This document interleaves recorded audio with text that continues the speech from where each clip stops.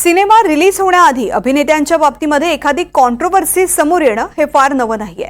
सलमान खानचा नवा सिनेमा ईदच्या मुहूर्तावरती रिलीज होतोय आणि त्याच वेळी सलमानच्या एका घड्याळामुळे कॉन्ट्रोवर्सी झाली आहे। काय आहे ही कॉन्ट्रोवर्सी पाहूयात।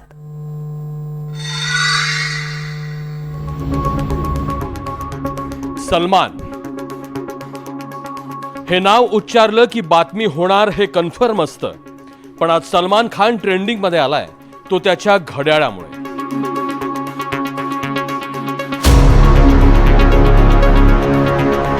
होय मंडळी, सलमान खानच्या या घड्याळामुळे मुस्लिम मौलवींचा संताप झालाय आणि त्याचं कारण या घड्याळातच लपलंय।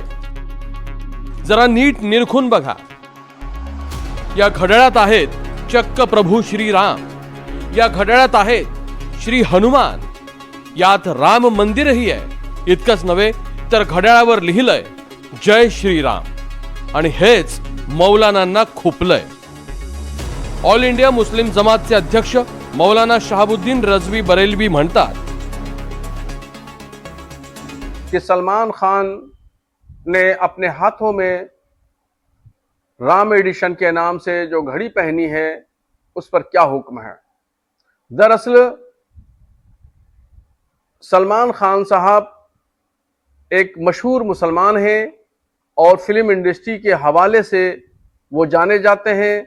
लाखों की तादाद में उनके चाहने वाले हैं।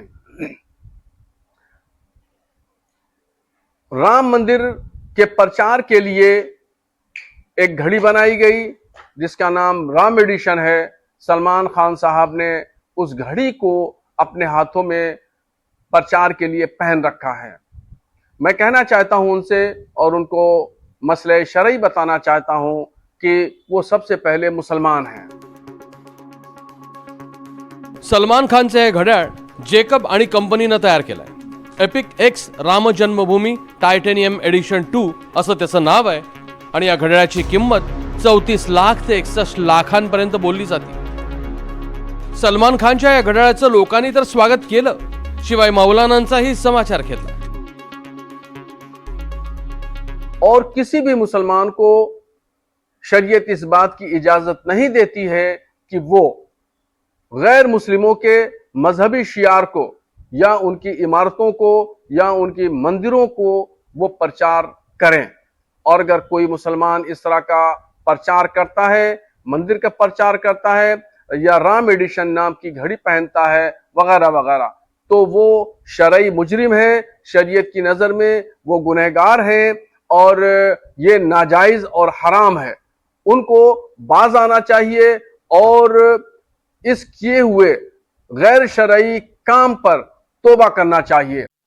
त्यांच्या मंदिराची प्रतिमा असलेली घडी हातामध्ये घालणं हे इस्लाममध्ये हराम आहे वगैरे, ही बौद्धिक दिवाळखोरी जी आहे हे करणं मौलाना शहाबुद्दीन रिझवी यांनी खरे तर बंद करावे।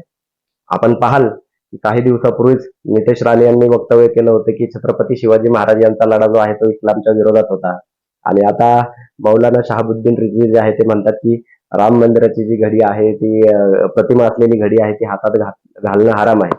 मला वाटतं हे मौलाना शहाबुद्दीन रिझवी आणि हे जे नितेश राणे आहेत हे दोन्हीही एकाच माळेचे मणी आहेत।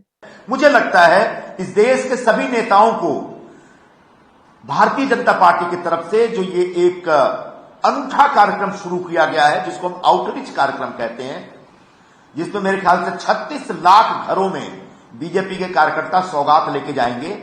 मुझे लगता है कि इसका स्वागत होना चाहिए। इससे हिंदुस्तान में हिंदू मुस्लिम संबंधों में और भी गहराई आएगी और भी सौहार्द बढ़ेगा। हे तेच मौलाना आहेत ज्यांनी मोहम्मद शमीने चॅम्पियन्स ट्रॉफी मध्ये एका सामन्यादरम्यान रोजा सुरू असताना एनर्जी ड्रिंक प्यायल्याने आक्षेप घेतला होता।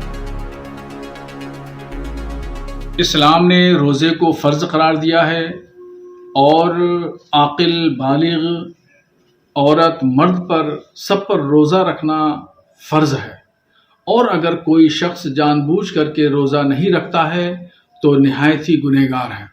ऐसे ही क्रिकेटर मोहम्मद शमी ने किया कि उन्होंने रोज़ा नहीं रखा, जबकि रोज़ा रखना उनके ऊपर फ़र्ज़ और वाजिब है। रोज़ा न रख करके मोहम्मद शमी ने बहुत बड़ा गुनाह किया। शरीयत की नज़र में ये मुजरिम है, शरई कटघरे में खड़े हैं। इनको हरगिज ऐसा नहीं करना चाहिए। सलमान खानची आई हिंदू आहे तर वडील मुसलमान. सलमानच्या घरी गणपतीची प्रतिष्ठापना होते तर ईदला सलमानची फिल्म रिलीज होते.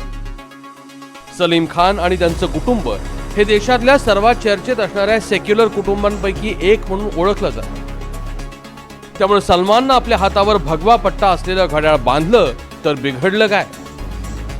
घड्याळाचा रंग आणि त्याला दिलेला आकार महत्वाचा नसतो, तर घड्याळातल्या काट्याशी सुसंगत होऊन चालणं गरजेचं असतं. जे मौलानांना इस्लामचा अभ्यास करूनही समजलं नाही, पण सलमानला फिल्म करूनही नीट समजलंय. Bureau report, NDTV Marathi.